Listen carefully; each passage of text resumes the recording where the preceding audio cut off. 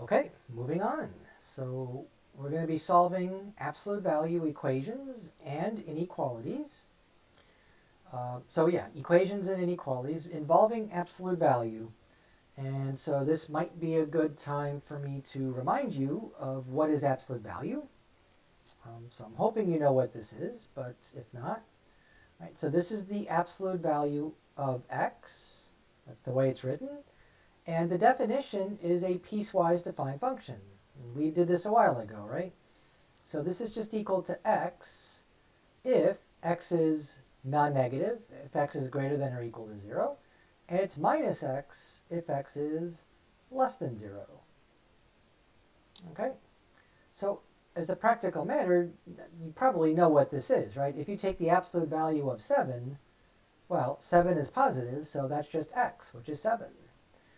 But if you take the absolute value of negative 7, well, x itself is negative 7, right? And so if x is negative 7, then this is the opposite of negative 7, which is positive 7, right? And that just, coincides with hopefully what you remember absolute value to be. If it's negative, absolute value just makes it positive. If it's positive, it just stays positive, right?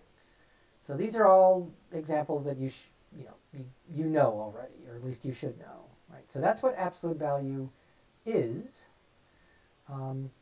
So what happens when you have let's start with an equation involving absolute value, right?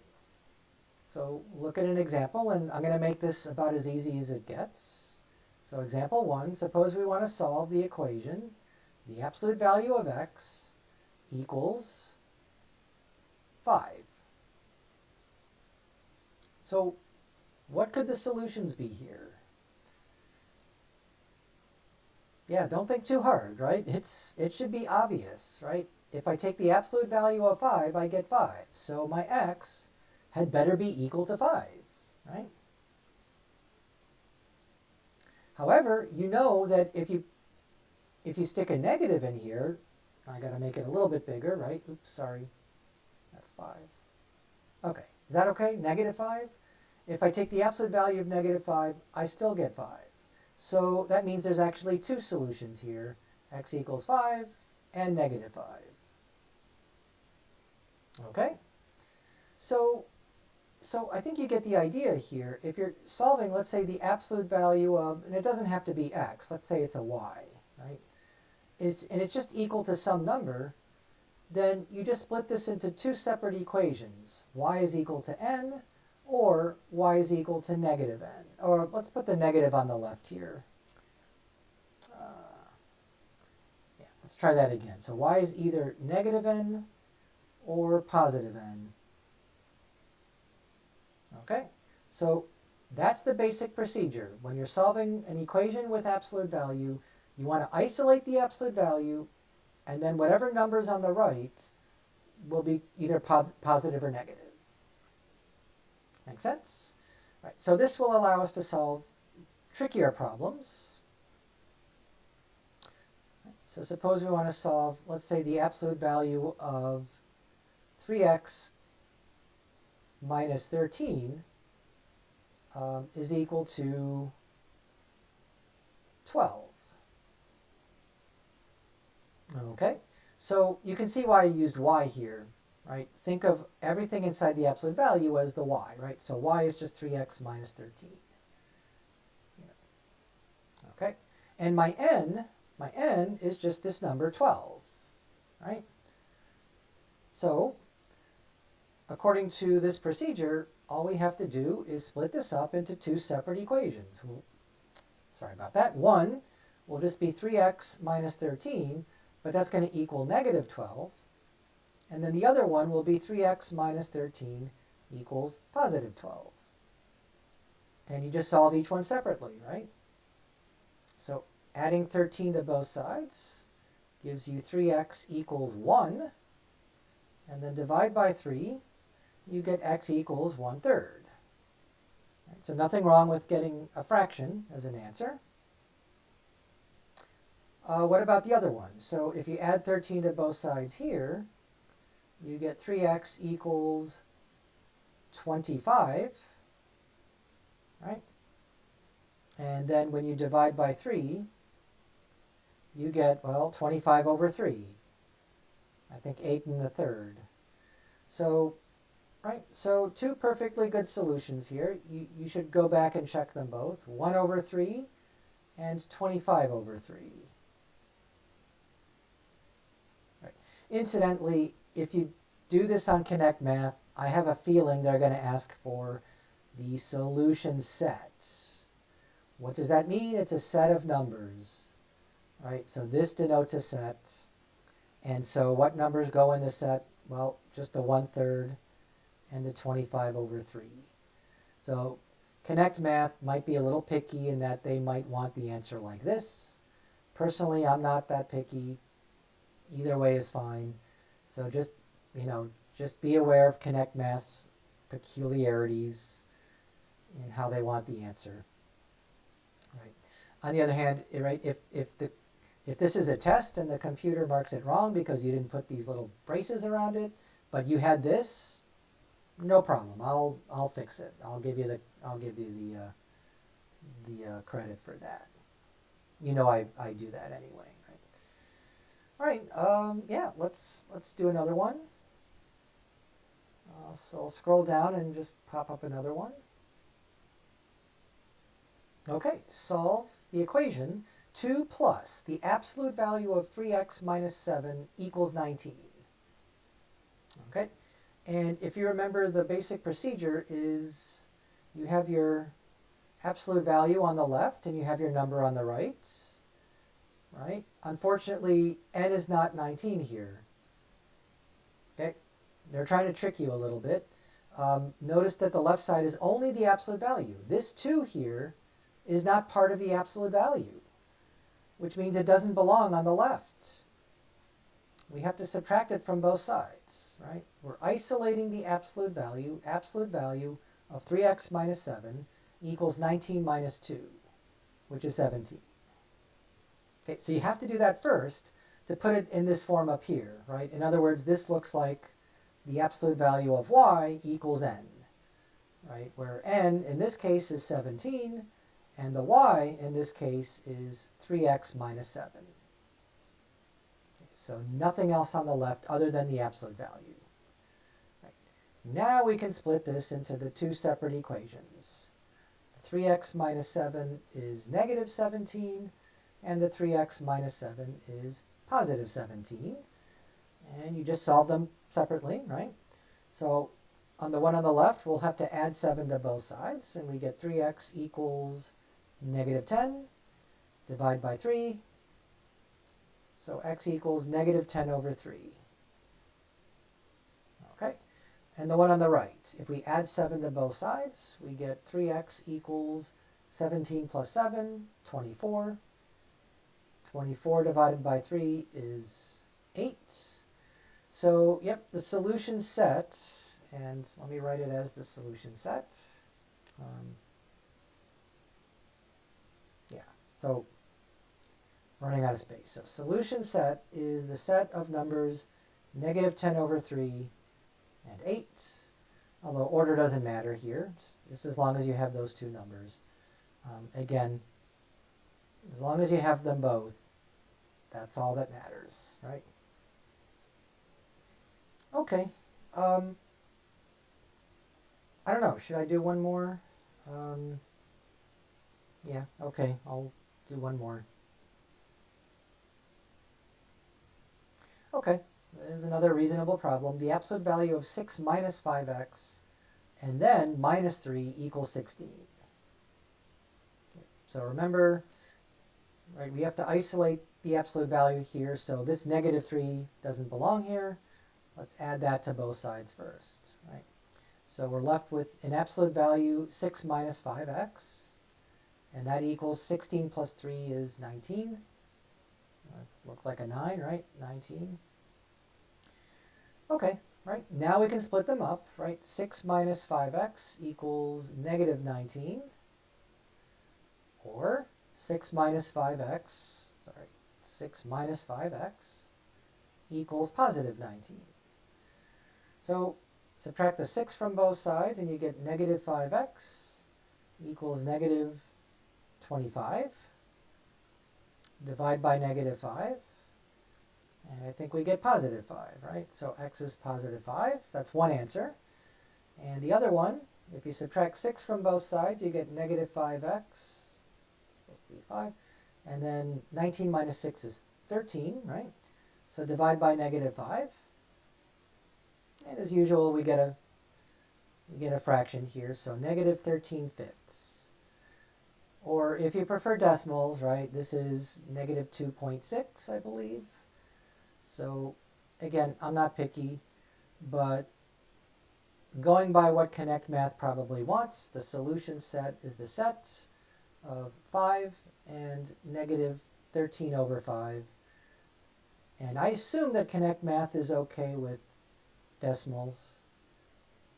So 5 and then negative 2.6. Yep, I think that's okay. So yeah, so that hopefully you get the idea here for solving absolute value equations. So next we're going to solve absolute value inequalities, and I'm going to start over here, get a fresh screen, and we'll do the inequalities now. Okay, so inequalities, right? Less than or greater than, or less than or equals or greater than or equals. So yeah, so when you have the absolute value, and typically the absolute value should be on the left side. If it's not, then they're trying to trick you, right? So if they have, 3 is greater than the absolute value of x, you should really switch sides here and put the absolute value of x is less than 3, right? So just keep that in mind. I don't think that comes up, but just in case, you should always put the absolute value on the left side of the inequality. When we had the equations, it was always on the left side of the equation, right? Okay, so two different types of inequalities, and so two different ways of doing them, right? Whether it's less than or equals, they're basically done in much the same way here, okay? And when you have greater than and greater than or equals on the right here, then again, those are done the same way. So here's the idea, right? If you see this, then you're splitting them up into two separate inequalities, right? Although you don't have to. I'll show you a way of combining them. But right now, the idea is, so you're going to have, negative, you're going to have negative n is less than or equal to y, and you're going to have y is less than n. Right. Again, they could be less than or equals, doesn't matter, but it's done the same way here. Right. And because it's an and, you can just write it all as one statement. You can say negative n is less than or equal to y, which is less than or equal to n. Unfortunately, you can't do that over here, but in this case, it might make it easier, right? So here's an example. Suppose you want to solve the inequality. Let's say absolute value of x plus 9 is less than 14. Okay? So here my y is x plus 9, and writing it this way, my n is just 14. So we have negative 14 is less than, not less than or equals, just less than, x plus 9, which is also less than 14. Right? So if you split them up as two separate inequalities like this, you're going to end up with the same thing, but you're going to be doing the same thing twice, right? So what do we do here? Just take away the 9 from the middle, and the right side, and the left side. You got to do all three of them, right? And if you do that, negative 14 minus 9 is negative 23, I think. 9 minus 9 is 0, so this is just x plus 0. And then 14 minus 9 is 5. Right? And I think that's it. So all these numbers between negative 23 and 5 constitute the solution. So you can either write it in this set notation, which I would not recommend, but again, that's they might ask for that too. But typically we use interval notation, right? So remember interval notation. Again, I'm hoping you remember interval notation. This is just, think of a number line here, and you're going from -23 to 5, just everything in between, but not including the -23 and the 5, right? So leave these as open circles. Let me try that again. Make them open circles here. And that looks like it's closed. All right, there we go. Yes, everything between -23 and 5. Right, so the solution set is just from -23, comma 5. And that's an interval notation, right? Make sense? Let's do another one. So, okay, absolute value, 4x plus 1, and then plus 9 is less than or equal to 24. Right, so just like with equations, right, you have to isolate the absolute value here. Right, so the 9 doesn't belong here. Right, in order to use this up here, you need to isolate the absolute value first. So sure, just subtract 9 from both sides. Right, so you still have absolute value of 4x plus 1 in absolute value, right? And that's still going to be less than or equal to 24 minus 9, 15? Yep. Right. Now we can split this into two separate inequalities. One of them would be -15 is less than or equal to 4x plus 1, right? And the other one would be 4x plus 1 is less than or equal to 15. Right? But you can combine them. It's -15 is less than or equal to 4x plus 1, which is less than or equal to positive 15. So you're sandwiching the 4x plus 1 between the negative and positive, right? So take away 1. We got -16 is less than or equal to 4x plus 0. Oh, I don't know why I'm doing this in green. Yep. Okay, so -16, right, is less than or equal to 4x, right, plus 0, which is less than or equal to 15 minus 1 is 14. Now divide everything by 4. Oops. And you get -4 is less than or equal to x is less than or equal to 7 over 2 when you reduce it, right? So, right, so that's the solution. What about the interval notation? Well, because they're equal signs, remember that's a little different. Then you get a bracket instead of a parentheses. Right, they're both equal signs here, so they're both brackets. So that's it. So that's the solution to this inequality way up here. Yeah. Okay. All right. Yeah, I mean, I don't see doing another one. Yeah, I think you get the idea, right? So whether you split them up as two separate inequalities like this, or just write it all at once like this, you get the same thing. Right. Oh, all right, let's see if I can do one more. We have time. Example 3. Is this 3 already? Yeah. All right. Okay. So absolute value 5x minus 7 over 3 is less than 12. Okay. So, yep, we can write this all at once as -12 is less than 5x minus 7 all over 3, right? And then that's less than 12, positive 12. Right. Well, first thing I notice is we can multiply everything by 3 on the left and on the right. And in the middle. So that gives us -36 is less than, right, so here the 3's cancel, right, 5x minus 7. and that's less than, strictly less than positive 36. And now just add the 7 to the middle, to the right side, and to the left side.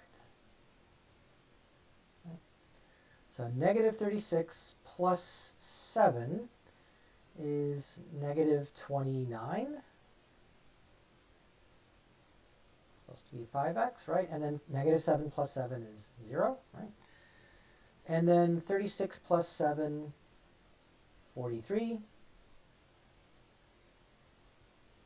Okay. Now just divide by 5. In the middle, on the right, and on the left. So here, I don't think you're going to be able to simplify these. The only thing you could do, of course, is write them as decimals. So I think this is negative, oops, not 4, negative 5.8. And then this will be positive 8.6. So I think I should just double check that. 9 divided by 5. Yep, okay, so I think it's right. So again, whether you write them as decimals or fractions, doesn't matter to me. But you should write it in interval notation. So in interval notation, this is going to be parentheses, negative 29 over 5, comma, 43 over 5. Or, if you prefer decimals, negative 5.8, comma, 8.6. Right. So, again, either way is fine. I'm pretty sure Connect Math doesn't care either. Okay. So that's it. So that's the less than inequalities. That's these here. What about when it's greater than?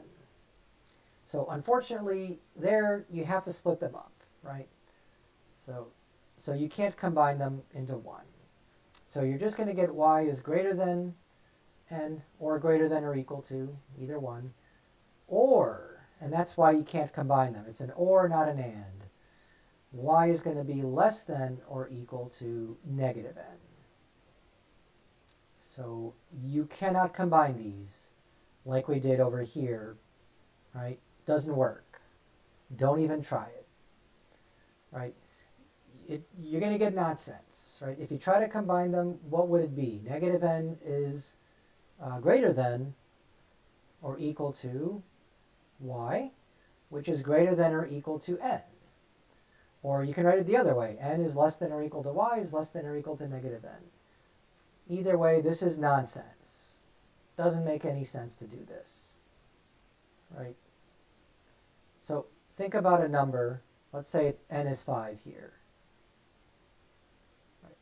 So can you think of a number that's bigger than 5 and at the same time less than negative 5? Yeah, good luck. Because there's no such number, right? So here's negative 5. Here's positive 5. So we're looking for a number that's bigger than 5 and at the same time is less than negative 5. Again, the key word is and here, right? So any number that you pick that's less than negative 5, let's say negative 6, cannot possibly be bigger than 5. It can't be positive, right? So what number is both positive and negative? Well, there's 0, but 0 is not less than negative 5, or 0 is not bigger than 5. So there just isn't any, right? So that's why this is nonsense. Don't try to combine these. You have to leave them separate. Okay? Have to leave them separate. So we'll see how this works, right? Let's start with an easy example. I think we're at example 5 here, right? So suppose we want to solve the following inequality. Absolute value of x is greater than 2. Right? So according to this, we split them up. We get that x is going to be less than, there's no equal sign here, so we'll leave it as strictly less than negative 2. Or, right, x is going to be greater than positive 2. Right. And that's effectively it. Let's draw the number line and you'll see what I mean. Right. So here's the number line. Right. So here's negative 4, negative 3, negative 2, negative 1, 0, 1, 2, 3, 4, 5, and so on. Okay, so yeah, so anything less than negative 2 is going to be over here, right, to the left of negative 2, parentheses, right? So this is an open circle here, open circle. Or x is going to be greater than positive 2, right? So it's going to be all of these numbers. Anything bigger than 2, right? So again, that's parentheses here. So the interval notation looks like this. Negative infinity to negative 2, parentheses, because there's no equal sign, right? It's not an equal sign here. So there's no bracket here. And then from 2 to infinity, right? But we have to skip over all these other numbers in between. So to join these two intervals together, we use the big letter U, right, for union. Because we're taking the union of those two intervals, if I can spell union. Right. Yeah, so that's the interval notation. And that's it. Again, this was an easy one, right? So, right, remember, the key word here is or now. We're not saying that a number has to be both less than negative 2 and bigger than 2 at the same time, because there aren't any. But it could be less than negative 2, like negative 3 or negative 4, or it could be bigger than 2, like 3 or 4 or 5. But it can't be both, right? Cannot be both. So that's where combining them, you're trying to make an and statement out of an or statement. Cannot do that, right? Okay, let's do a slightly harder one here. Okay, 3 plus the absolute value of x plus 6 is bigger or greater than 14. Oh, let's make it greater than or equals, right? Because the last one was strictly greater than, right? Yep. Oh, and the last one was example 4. This is example 5. I realize I only did 3 here. So, okay, so example 5, right? So we want to solve this inequality, and, right, no difference here. We need to get rid of this 3 on both sides, right? So we're isolating the absolute value of x plus 6, which is greater than or equal to 14 minus 3 is 11. Okay, so here's where we split it up. We get x plus 6, switch the inequality, it's less than or equals, and then switch the sign to negative 11, right? For the other one, it's easy. Just get rid of the absolute value. X plus 6 is greater than or equal to positive 11. Right? And it's either or. It's not both. Right? All right, so I think you can take it from here. You're just going to subtract the 6 from both sides.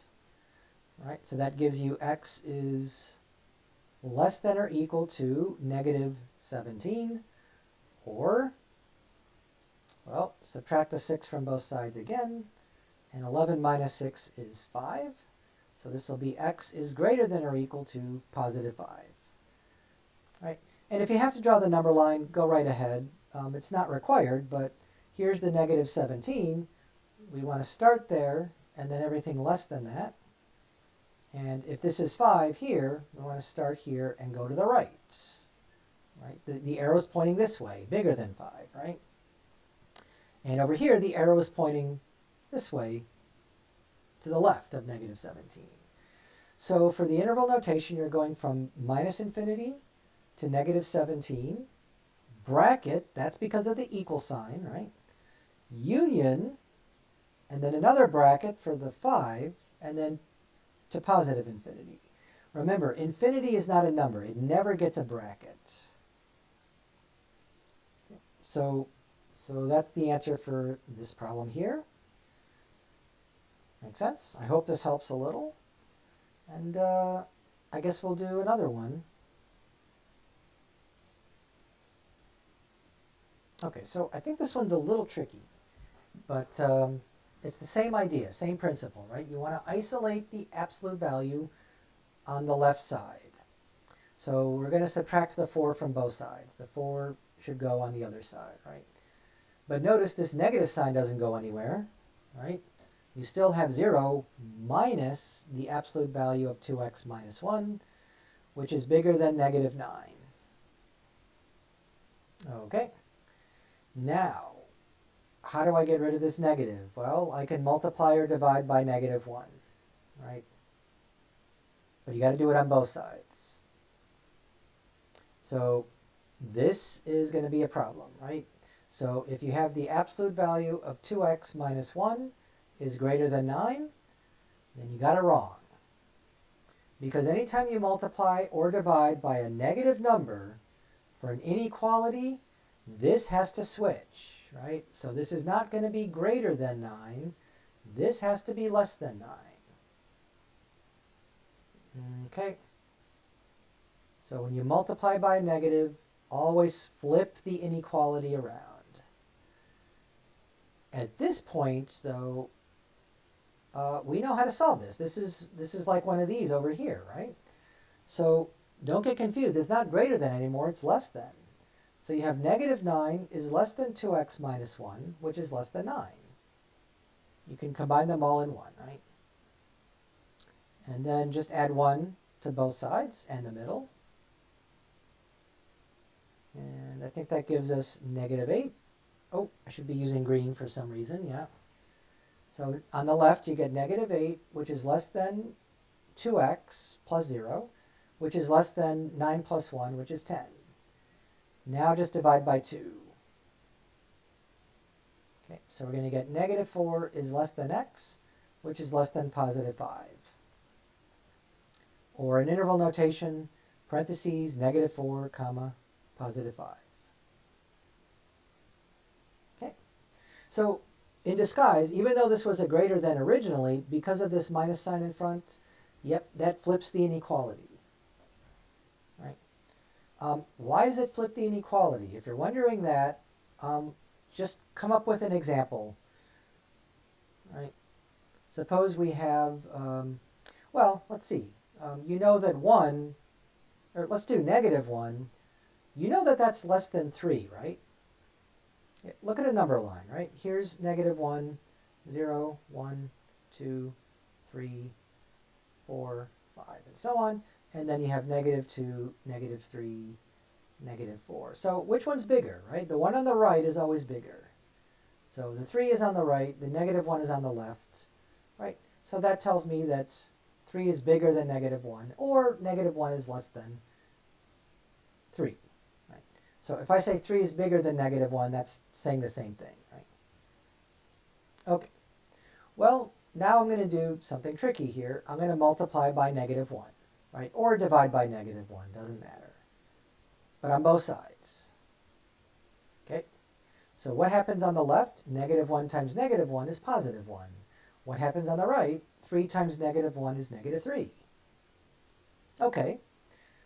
But is that correct? Is 1 less than negative 3? So here's 1, and here's negative 3. So you're saying that 1 is less than negative 3, but it's to the right. Right? 1 is bigger than negative 3. Right? So this is wrong. Right? So what happened? Well, what happened is I multiplied by negative 1. And you can kind of see that makes the inequality wrong then. Right? This was correct. This inequality is not correct. The only way to make it correct, is just flip the inequality. Instead of less than, as it was originally, right, you have to make it greater than. You have to make it greater than, bigger than. That's the only way to make it correct, is flip the inequality. Right? So there's nothing deep going on here. When you multiply or divide by a negative number, you get a wrong statement. And the only way to make it right is to flip the inequality that we did right over here, right? So, yeah, so anytime you multiply or divide by a negative number, flip the inequality. If it's less than, make it greater than, right? If it's less than, change it to greater than. If it's greater than, change it to less than. If it's less than or equals, change it to greater than or equals. If it's greater than or equals, change it to less than or equals. It just flips around, right? Okay, so I hope that helps. Again, that doesn't come up very much, but when it comes up, if you forget to do that, right? You just get the wrong answer. There's no way around it, right? You got to flip the inequality. Oh, so I'm out of space. I'm going to start over. Okay, solve the absolute value of 2x minus 5, and then outside is negative 3, is greater than or equal to 8. Okay, so by now you know this negative 3 has to move over to the other side, so we'll add 3 to both sides. Yeah, adding or subtracting never flips the inequality, by the way. Only multiplying or dividing, and only by a negative, right? So now we have the absolute value of 2x minus 5, and that's going to be greater than or equal to 8 plus 3, which is 11. Okay, so remember, this is greater than, so we have to split this up into two separate inequalities. The first one is 2x minus 5 is less than or equal to negative 11. Right? So you change both. You change this to less than, and you change the positive 11 to negative 11. And then for the other inequality, you don't do anything. You just get rid of the absolute value. It stays greater than, and this stays positive 11. Okay? So you solve them separately. The usual way, right? Add 5 to both sides. And you get 2x is less than or equal to negative 6. Divide by 2. X, right? You're dividing by positive, so you don't flip the inequality because we're only dividing by a positive, not a negative. So this stays less than or equal to negative 3, right? It doesn't matter that this is negative. What matters is the number you're dividing by. It's a positive 2, right? To cancel this positive 2. So that does not change anything. That does not change the inequality here, right? Okay, so that's half of it. What about the other half? So do the same thing, right? Add the 5 to both sides. So that's going to be greater than or equal to 11 plus 5 is 16, right? So now just divide by 2, positive 2 again, so that doesn't flip the inequality. This is x is greater than or equal to 8. Right? And there you go. There's the solution. Let's write it in interval notation. And I'll do this one last time. This might help. Right? Here's the number line. Here's the negative 3. Here's the 8. Right? So everything less than negative 3 is to the left, including negative 3. And then everything greater than or equal to 8 includes the 8, and everything bigger than 8. Right? So for the interval notation, it's going to be from negative infinity to negative 3, bracket because of the equal sign, right? And then union, bracket again because of the equal sign here, 8 to positive infinity. And there's our solution. There's our solution set, right? It's a set of answers. Make sense? Okay. I'm going to do one last one, because I think this might come up in some of the homework in Connect Math. So our last one is going to be, so this is example 8, right? We'll make sure, yep. So I'm going to just make it 2x minus 5 in absolute value. So solve. Absolute value of 2x minus 5 is less than or equal to 11. Okay. So you notice that that's very similar to this, except that now it's less than or equals instead of greater than or equals. And you'll see that it's not much different, but you solve it very differently, right? You change this to negative 11. That's less than or equal to 2x minus 5, which is less than or equal to positive 11. Right? And now we just add the 5 to everything, left, right, and center. And so negative 11 plus 5 is negative 6, which is less than or equal to 2x, right, plus 0, right, which is less than or equal to 16. Yep. And now just divide by 2. Again, you're dividing by a positive number, so that doesn't flip anything here. Doesn't flip the inequalities. So on the left you get negative 3 is less than or equal to x, which is less than or equal to 8. Right. And so in interval notation, well, let's do the number line one more time here. Right. So here's negative 3. Way over here is 8. In this case, we want to include everything in between. Right, in between the negative 3 and 8, including the negative 3, right, and including the 8. So we're going to use brackets here for the interval notation. Bracket negative 3 and then positive 8, close bracket. Right? Notice there's no infinities here because this doesn't keep going. It stops, right? It stops at 8 and it stops to the left it stops at negative 3. Okay, so that's the corresponding interval notation for this, right? Right. So now I just want to compare with the previous problem. In the previous problem, it was the exact opposite, right? All the numbers were going to be bigger than 8 and less than negative 3, right? And so for that, the interval notation was negative infinity to negative 3, union 8 to infinity.